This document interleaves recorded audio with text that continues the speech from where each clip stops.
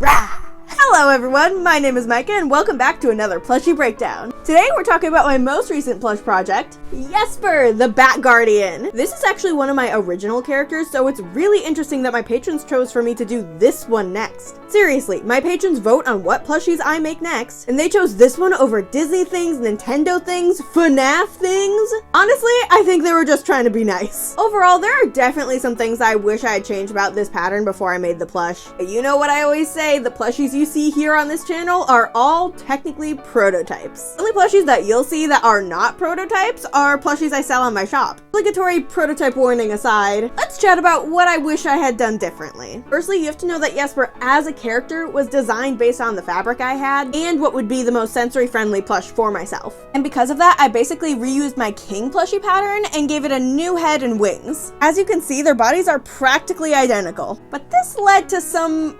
unforeseen issues. The main one being that the legs for that pattern are far too short for Yesper. The proportions are perfect for King, but Yesper has more human-like proportions, meaning that King's legs just weren't going to work. I didn't realize this until far too late. Another thing are that the eyes are placed just slightly too low. You may not even be able to notice it, but I wish they were just literally 1/4 of an inch up higher. Honestly, I'm lucky they're anywhere near where I wanted them to be, with all the slipping and sliding that fabric was doing. Those I think are all my pattern related issues, but that doesn't mean the problem stopped there. It's time to talk about the fur. My goodness, do I hate working with fur. It makes adorable, huggable plushies, but it's awful to work with. Not only is it sensory hell having the fur bits all over your hands and arms and face and everything. Ugh.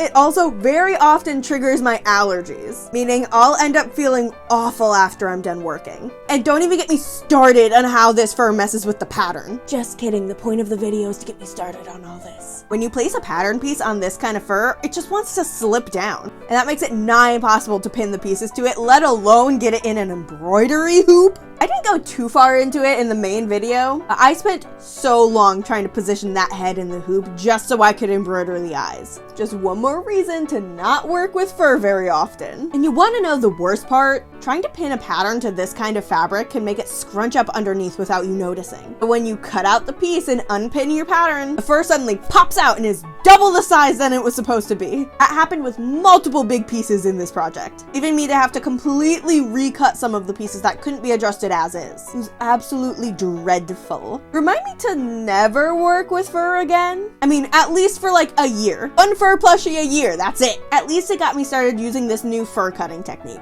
Now, when I heard of this, I was told it was to stop the fur from shedding, which it just does not do. That's not what it does. But what it does do is make sure the pattern isn't slipping all over the fur, and the fur isn't scrunching up underneath the pattern. If and when I use fur again, I will be cutting it on the backside. I was being stubborn before, I concede, it is better to cut it that way. Oh, and then there were all the random holes I found after I stuffed the plush. This happens every time I use fur. I think everything is sewn properly, I stuff it, and I find all of the ridiculously large holes just hiding in plain sight. And sometimes I don't even find them for years. I just found a hole where the ear detail wasn't sewn down properly. Look at that, I stick my finger right in there. But on this plushie I made for Halloween a couple years ago, I didn't find a hole on this one for years. There's a hole on the foot. It's ridiculous. But you know what else was ridiculous? The arms. I re-sewed those little buggers 3 times.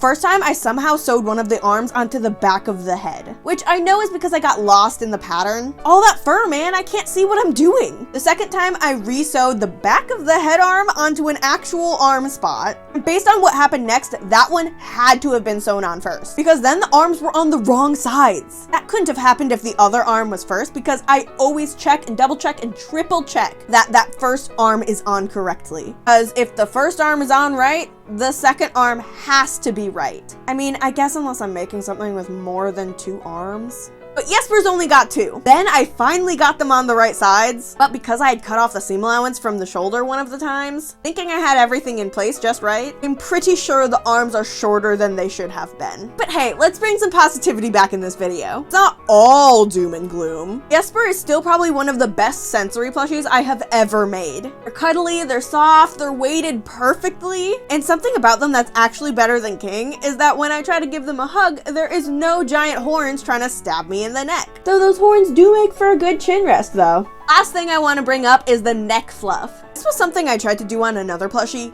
years ago, but I failed big time. This time, however, it was super simple, and I think I know why. Somewhat recently, I started using fisheye darts. I've known about them for a while, but I never really used them in a plush. I just didn't have a need to. While prototyping another plush, I realized I needed some kind of wave in it, and therefore fisheye. Now, I'm not telling you what the plushie is for a good reason. It is a bigger project that I'm gonna swing back around to eventually here on this channel. But for now, nobody knows about it, not even my patrons. Now, here's where I'd usually answer your guys' sewing questions from my last plushie breakdown, but nobody asked any. So I'll just give a quick sewing tip instead. If you work with a lot of fluffy fabric, even if it's just minky, it doesn't even have to be fur, and you feel like your machine is not pulling your fabric through like it should be, it might be time to clean out your machine. I have literally pulled out matted bricks of minky fabric bits from in between the grabber's teeth. I do not clean my machine as frequently as I should. It just messes with my allergies, okay? I clean my machine and I am out for at least a day afterwards. I've got stuff to do and plushies to make. I don't have time for that. Anyway, feel free to ask all of your sewing questions in the comments and I'll pick a couple to answer next time. If you're interested in becoming a patron and getting your name up here at the end of every video, along with plenty of other fun benefits, my link is in the description, or you can go to patreon.com/sewmicah. Remember to subscribe if you enjoy this kind of content, because I work real hard on it for you all. And seeing that subscriber number go up pumps my brain with microdoses of dopamine every time. But with that, thank you all so much for watching, and I'll see you all next time.